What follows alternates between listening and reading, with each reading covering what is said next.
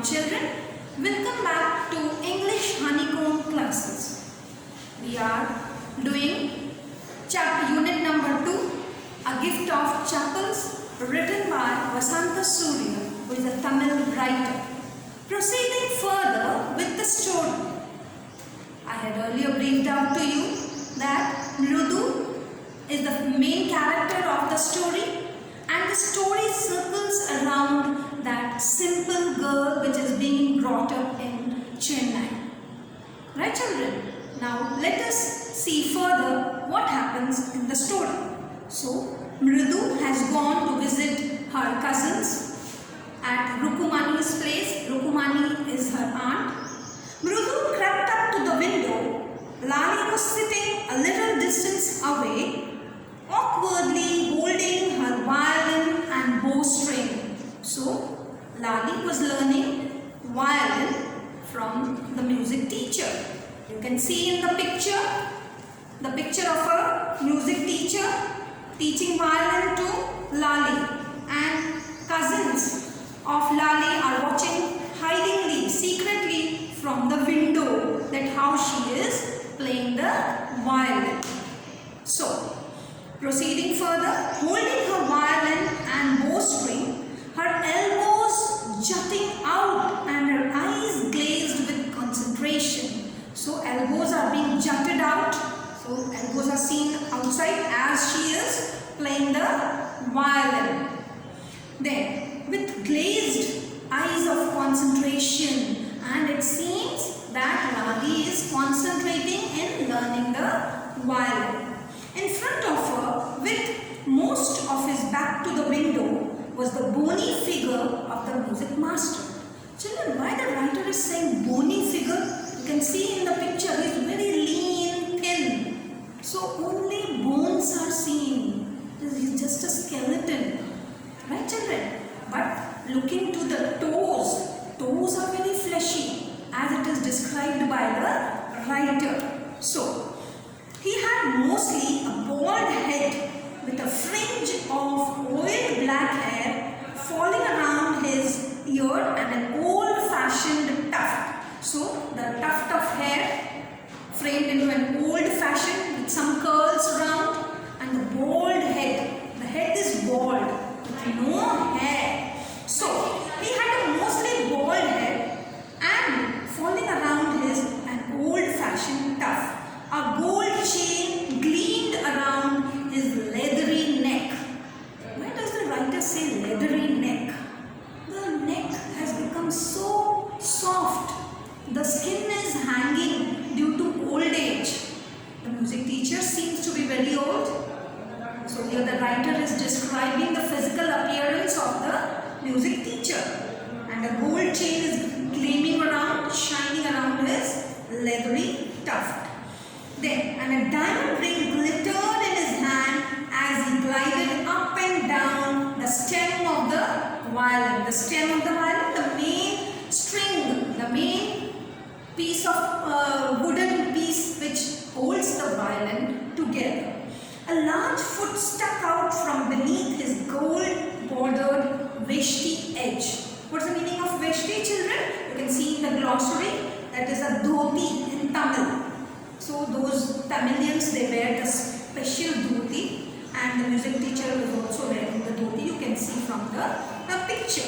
A large veshti, and he was beating time on the floor with his scrawny big toe and beating the notes with his scrawny toe. Scrawny, the toes were very fleshy. He was very lean and thin, but his toe was fleshy, very big.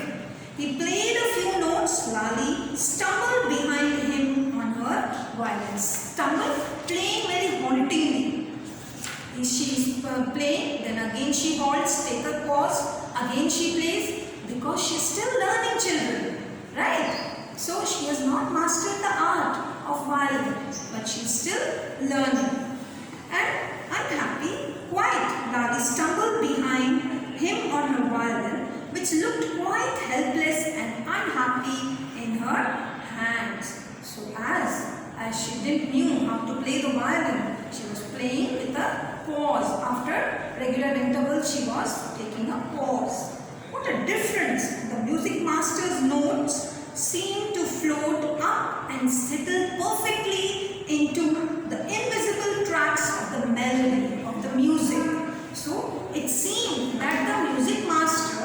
was teaching Lali music, how to play the violin. The notes were played by the music master in such a melodious tune that the writer is appreciating that the music master is good at, skilled at playing the violin.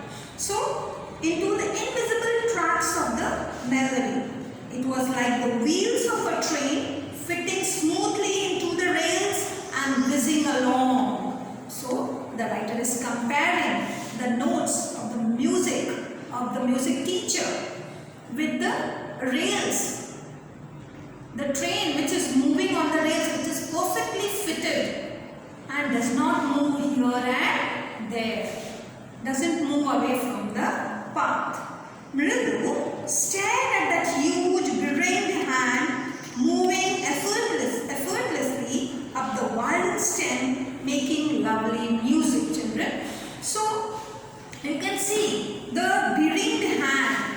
There was a ring in his hand, moving effortlessly, without any effort. He was moving on and on, making lovely music. Squat!